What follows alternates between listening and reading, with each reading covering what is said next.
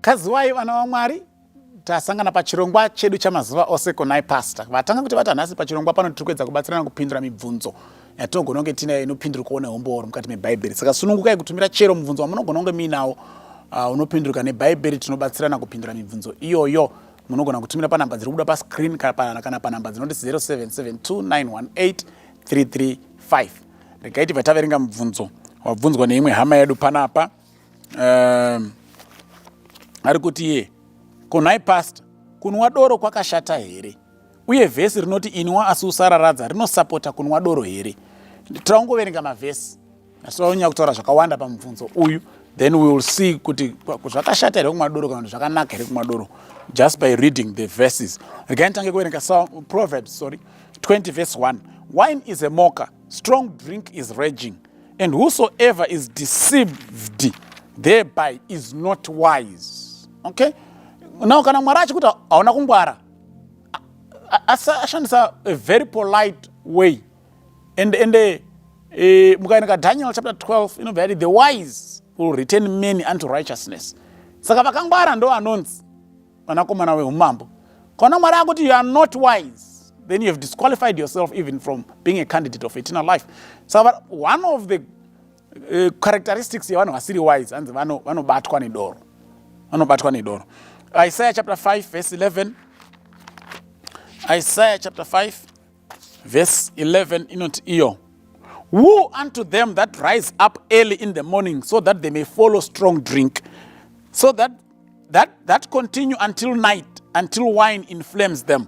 Vane nhamo vanomukira makuseni kuti vatsvage doro, vanogara kusvika usiku kusvikira vakorwa naro.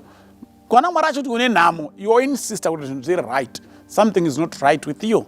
So God himself is saying, woe unto you who rise up early in the morning to look for strong drink, and you go even up until late into the night muchibatwa nezvinodhaka.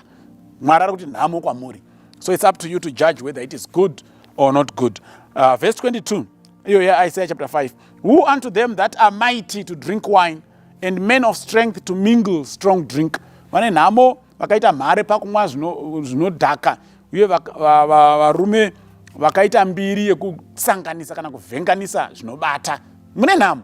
And Mwari akakuti mune nhamo. Woe unto you. Go and read the book of Revelation chapter 8 and chapter 9 where the 7 woes are announced.